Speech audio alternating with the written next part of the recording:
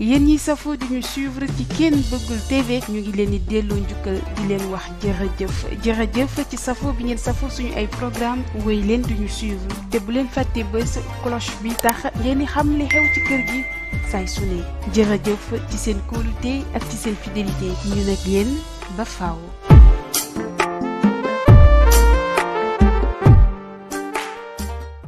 chers internautes yu Ken Bëggul TV dal leen jàmm ci seen chronique de la semaine ak seen soppe Mame Khalifa xam naa ne na mu ngeen ñu lool waaye ñëpp ñoo leen raw dellusiwaat leen ci chronique bi tey nag dañuy jëw ci wàllu politique ñëw ci investiture yi nga xamante ne nii en tout cas ci Yewwi Askan bi lu bëri ci ay département officialisé dañu seen i candidat waaye nag dañuy def taxaw seetlu ci candidat yi nga xamante ne nii parti de l'unité du rassemblement ñoom proposé woon nañu ko te Yewwi Askan bi mujjee ko accepté ñu nekk ay candidat officiel dañu def taxaw seetlu ci département yu bari yi nga xamante ni ñoo ngi ci Dakar rawatina département bu Kër Massar département bu Pikine département bu Rufisque danañ ci dellusiwaat dem aussi ci yeneen département yu mel ne Louga Kaolack Mbour Tivaouane ba Fatick sax dinañu jaar ci ay gox yu bari wan leen ñi nga xamante ni ñoom ñooy les candidats officiels yi nga xam ne parti de l'unité du rassemblement proposé woon na ko waaye Yewwi Askan bi mujjee na ko officialisé ñu nekk ay yaakaar yoo xam ne xeex dëgg la laaj ndax yaakaar kat nag weesuwul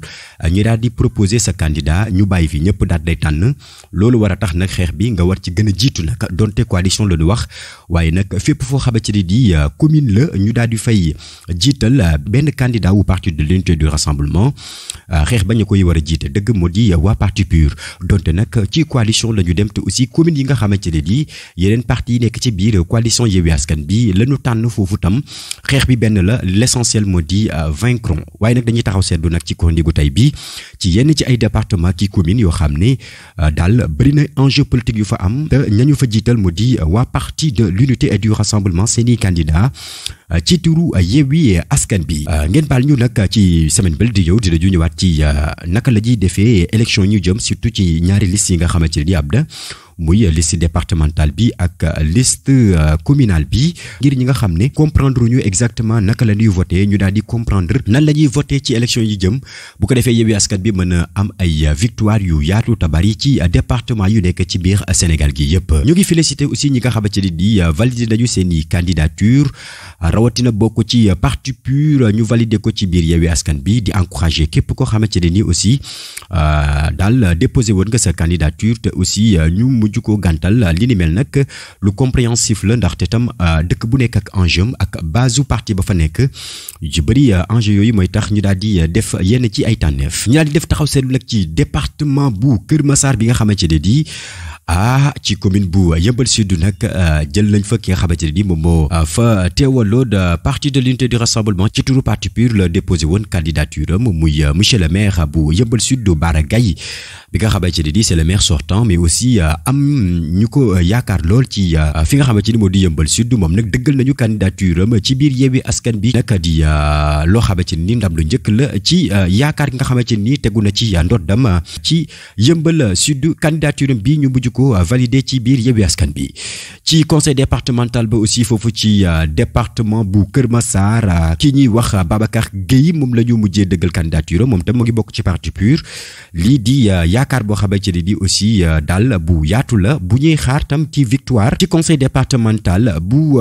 Kër Massar bi nga xamante ne di tànn nañu leader du parti de l'unité de rassemblement Babacar Gueye jiital ko fa ñu dem ci département bu Pikine foofu aussi daal seetlu nañu de benn candidat la ñu fa validé muy la candidature de Moussa Fall bu Tivaouane Diacksao foofu daal enjeu foofu tamit bu metti moo ko fa waaye nag nañu fexe le tout rek ba ci département bi yëpp ñu am fa ndam waaye tamit surtout ci commune bu Tivaouane Diacksao département bu Kaolack aussi am nañ fa ñaari candidat validé rawatina ci commune bu Kaolack di El Hadji Malick Lo ak ca commune bu Thiomby ci candidat bi nga xamante ne di moo di Fally Kane moom la Yewwi Askan bi daal di officialiser candidature am foofu ca diwaanu Thiomby taxaw seetlu aussi ci commune bu Kaolack bi nga xamante ni bëri na ci enjeu lool ci élection yi ñu jëm El Hadji Malick Lo ma ñu fa tànn nag moom c'est pas une première fois am na expérience ci ay élection rawatina locale ndaxte ci élection yi dañu génn amoon na taxawaay lool ci gunge ki nga xamante ni moo di Afia Ndoum nga xamante ni moom tam bokk na ci élection yi moom sax moo mujjee génn deuxième ci élection locale yi la ñu génn lii di war a ne am na expérience politique ci terrain bi naka noonu tam ci côté législative yi defoon na fa liggéey bu yaatu ak tamit ci présidentielle yi la ñu génn donc c'est un candidat boo xam ne bu ko Yewwi Askan Askan bi tànnee moom El Hadji Malick Lo mën nañu porter espoir gagner la commune de Kaolack. ba tey ñu gën a taxaw nag ci candidat yi nga xamante ni parti PUR fasaloon nañu ko ci département bu Rufisque te Yewwi Askan bi mujjee koo validé bokk na ci commune bu Yène Pape Ibrahima Ndione moom dëggal nañu candidature am ci biir Yewwi Askan bi. Rufisque Est tamit officialisé nañu la candidature de El Hadji Ilimane Sakho mi nga xam ne mu ngi bokk ci parti PUR. ba tey ci parti PUR waa Yewwi Askan bi dëggal nañu la candidature de Ibrahima Seck bu Bargny kon nag moom mooy représenté Yewwi Askan bi ci élection yi ci commune bu Bargny. naka noonu aussi la candidature de Omar Samb bu parti PUR moom tamit Yewwi Askan bi dëggal na candidature am ci commune bu Sendou lii di firndeel 4 candidats yi nga xam ne officialisé nañu ko ci département bu Rufisque ñoom ñi ñëpp nag ñu ngi bokk ci parti PUR. ñu dem nag ci département bu Louga bi nga xamante ne di presque bu ñuy xool ci investiture yi ci Yewwi Askan bi parti PUR fi mu ëpp ay candidats yi nga xam ne officialisé nañu ko mu ngi nekk ci biir département bu Louga bokk na ci conseil départemental bi nga xam ne dénk nañ ko un grand responsable du parti PUR muy Cheikh Amati Yani Sarr mi nga xam ne kenn dootu ko présenté ti loolu aussi di enjeu bu mag boo xam ne waa Louga xam nañu ko te aussi Yewwi Askan bi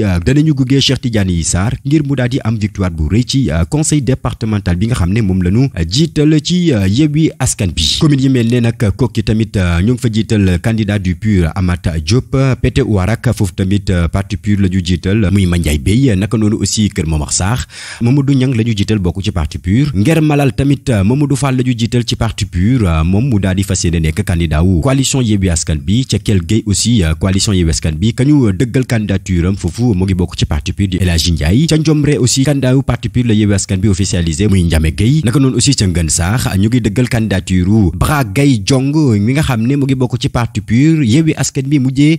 officialisé candidature am ci commune bu Sakal aussi candidat wu parti PUR la ñu mujjee officialisé ci biir Yewwi Askan bi c'est le candidat Ibrahima Samb moom tamit ñuy xaar victoire bu yaatu ci moom kon Louga kon nag ci département bu Louga am nañu 8 candidats yoo xamante ne nii ñu ngi jóge ko ci parti PUR te mujjee nañu ko officialisé ci biir Yewwi Askan bi. ñu def nag benn taxaw seetlu ci département bu Tivaouane nga xam ne foofu aussi enjeu politique bu yaatu moo fa am rawatina nag ci parti de l'unité du rassemblement nga xam ne foofu aussi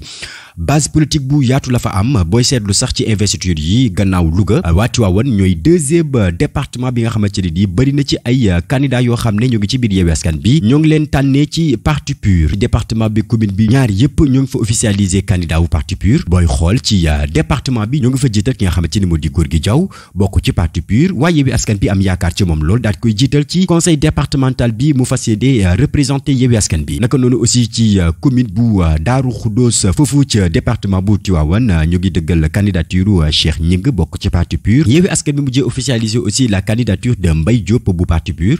moom ci commune bu Koul ci commune bu Mékhé aussi ñu ngi officialisé la candidature de Ibrahima Thiam bu parti PUR moom aussi la ñu officialisé foofu ci commune boobu di Mékhé naka noonu aussi commune bu Pambal la candidature de Lazare Thiaw la ñu officialisé mu bokk ci parti PUR Yewwi Askan bi tamit daal di officialisé la candidature de Pape Malick Ndiaye bu parti PUR foofu ci commune bu Taïba Ndiaye ba tey ci biir Yewwi Askan bi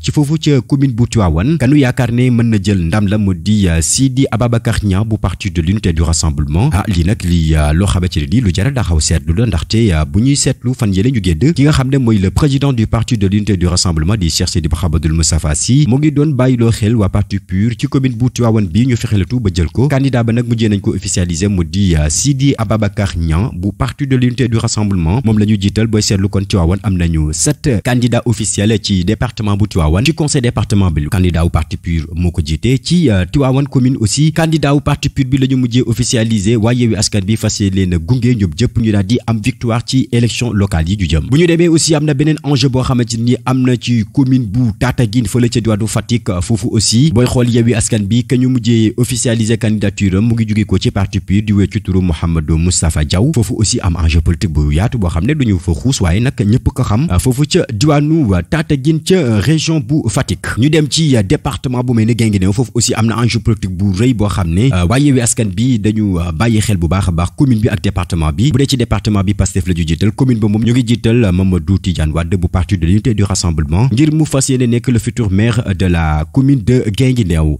ci biir département bu Guinguinéo bi aussi am nañu fa ay candidats yu mel ne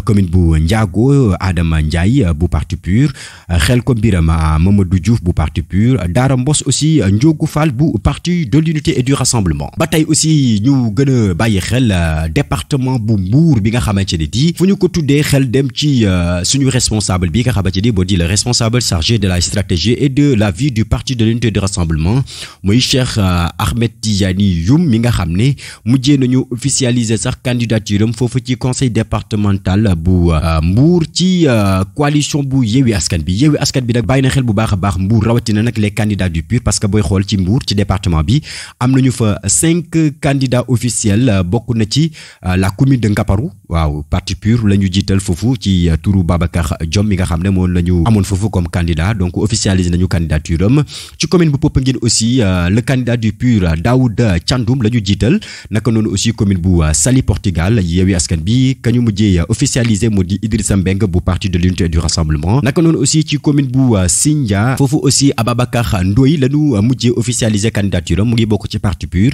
Yewwi Askan bi mujjee koo jox bopp ngir mu daal di jiite cette liste de la commune de Sindia kon nag conseil départemental bi tamit bu jar a bàyyi xel la ndaxte Cheikh Ahmed Tidiane Youm bu parti de l'unité du rassemblement nekk responsable chargé de la stratégie et de la vie du parti de l'unité du rassemblement moom dañu mujjee jiital ci liste conseil départemental bi ngir mu mën a daal di am ndam ci biir Yewwi Askan bi mbokki département yi ñu tudd nii yëpp am na solo lool ngir ñu bàyyi ko xel li tax sax tudd ju département yi nekk ci Sénégal gi yëpp bari na waaye nag ñu tibb ci yenn ci ay département parce que dafa bëri ay enjeux yoo xam ne waxuma la sax ci Yewwi Askan bi mais ci parti PUR dafa am base yoo xamante ne nii dafa jar a bàyyi xel ak sax une partie très spéciale yu mel ne Tivaouane yu mel ne Mbour yu mel ne Rufisque yu mel ne yenn ci ay communes dinañ ci ñëwaat waaye nag booy xool ci parti de l'unité du rassemblement bu ñu jëlee ci Sénégal gi yëpp département yi nga xam ne gën na fa bëri ay candidats mu ngi nekk ci département bu Louga moom am na fa 8 candidats Tivaouane am na fa 7 candidats département bu Mbour am na fa 5 candidats am na tamit yeneen département yoo xam ne am na fa ay 4 candidats yu ci mel ne Rufisque ak sax Guinguinéo et tant d'autres départements waaye nag enjeu bi nga xamante ne am na ci élection locale yi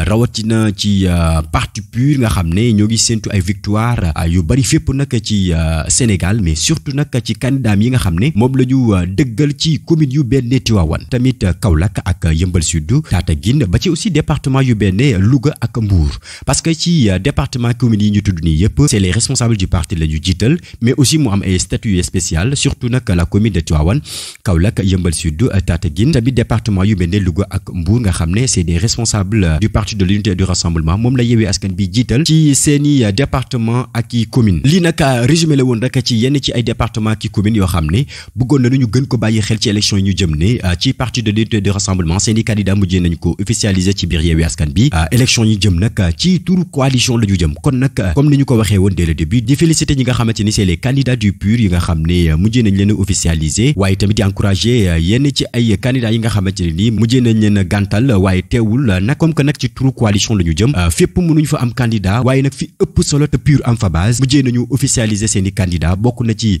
fu mel ne Louga Tivaouane Mbour Rufisque rawatina nag ci département yi nga xam ne dañ cey préciser mooy Louga ak Mbour nga xam ne c'est les responsables nationaux du parti de l'unité et du rassemblement la ñu fa jiital waaye tamit ñu gën a bàyyi xel ci élection yi ñu jëm ne ci comme que ci turu coalition la ñu jëm nañu xam ne fu ñu jiital PUR wala ñu ñàkk fa jiital PUR l'essentiel mooy la victoire de la coalition Yewwi Askan bi ndaxte am na un certain moment dootuñu waxati PUR mais dañu naan la coalition Yewwi Askan bi ndax am na victoire waaw wala déet kon nag commune yëpp département yëpp Sénégal gi yëpp lii farata rek moo di comme que coalition la ñuy demee nañu fexe ba am fépp nag victoire donte dina am ay zone spéciale waaye nag li jar a bàyyi xel rek moo di PUR ci coalition la demee kon nag ñu ngi seentu victoire ci fi ñu ko investir ak fi ñu ko investirul lépp l'essentiel ce qui compte mooy la victoire de la coalition Yewwi Askan bi kon nag mbokk yi dañ leen doon fàttali rek ci zone yi nga xamante ne ni parti PUR bëri na fa ay candidats mu ngi noonu donc xam nañu ko léegi moo di Louga am nañ fa 8 candidats officiels Tivaouane 7 candidats officiels Mbour 5 candidats officiels ak yeneen i zones yoo xam ne c'est des départements et communes PUR am na fa ay candidats yu bari ñu chronique bi di ñëw dinañu ñëwaat nag ci naka la ñuy voter ak tamit enjeux yi nga xamante ne ni am na ci yenn zones yi loolu yëpp dinañ ciy ñëwaat ca na mu gën a yaatoo kii konti leen di abonné ko bàyyi xel seen chaîne YouTube bi di Ken Bugul TV lu jëmaat ci seen chronique de la semaine di ngeen ko amaat ci fan yi ju jëm ak seen soppe Mame Khalifa jërë ngeen jëf. yéen ñi safoo di ñu suivre ci Ken Bugul TV ñu ngi leen di delloo njukkal di leen wax jërëjëf ci safoo bi ngeen safoo suñu ay programme woy leen di ñu suivre te bu leen fàtte bës cloche bi tax ngeen di xam li xew ci kër gi saay su ne jërëjëf ci seen kóolute ak ci seen fidélité ñu nag yéen ba faaw.